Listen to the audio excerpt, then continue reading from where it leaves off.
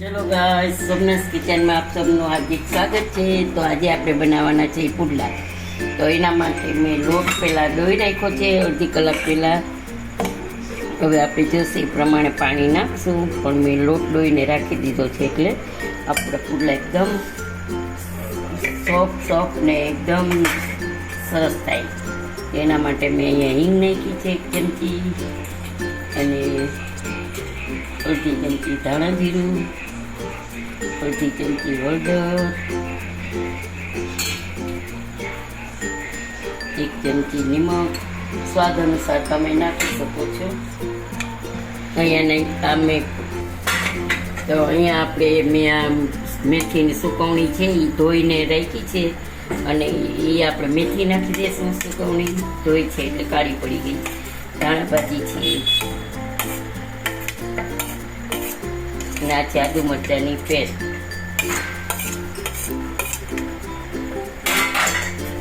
આ છે આપણે લસણની ચટણી। લસણ નથી મારી પાસે એટલે મેં લસણ ચટણી એકદમ ઓલી કરીને પાણીમાં ઘોળીને નાખી છે।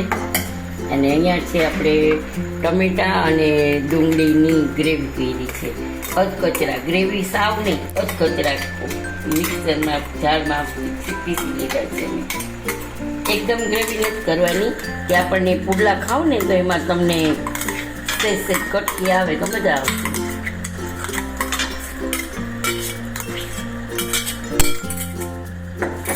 હવે આપણે એને એકદમ ચલાવી લેશું। તો આપણે થોડુંક ઠીક લાગે છે તો પાણી નાખવાની જરૂર છે। જો આપણું બેટર એકદમ થોડુંક ઠીક છે તો આપણે એમાં થોડુંક પાણી ઉમેરવું પડશે। થોડુંક પાણી ઉમેર્યું છે મેં।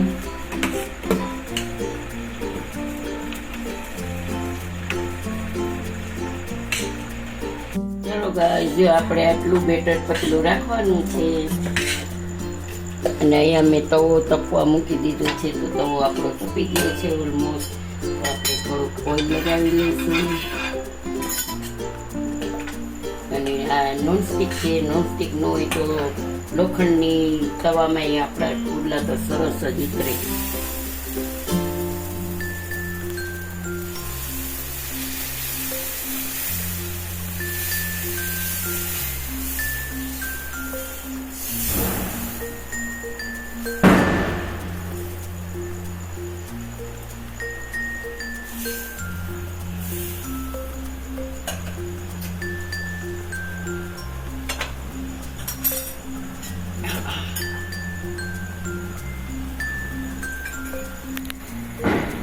હવે જોઈ શકો છો કે ઉપરથી આપણા પુડલા એકદમ ઓલા થઈ ગયા છે, તો નીચેથી આપણો પુડલો ચડી ગયો છે। તો આપણે એને પલટાવી લેશું।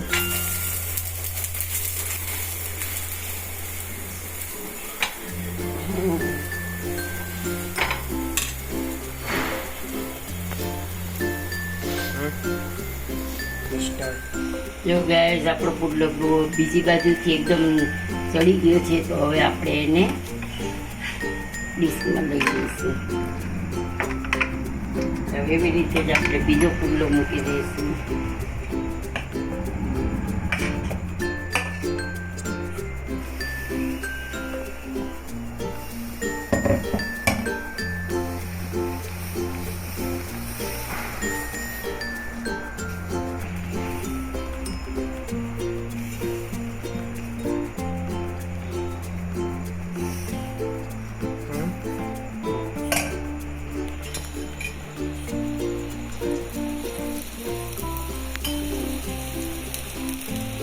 આપણે બે બાજુ તેલ નાખી દઈશું, નીચે નાખી દઈશું।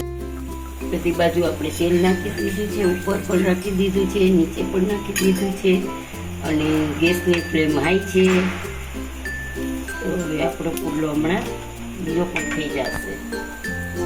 તો આપણો ઉપરથી આ બીજો પુડલો તૈયાર છે। આ પેલો પુડલો બીજો તૈયાર છે, સોરી જહાજે પછી બીજું કરું। જો આપણો ઉપરથી આ પુડલો તૈયાર થઈ ગયો છે। હવે આપણે એને પલટાવી લેશું। તો નીચેથી એકદમ ચડી ગયો છે, તો હવે આપણે લઈ લેશું ડીશમાં।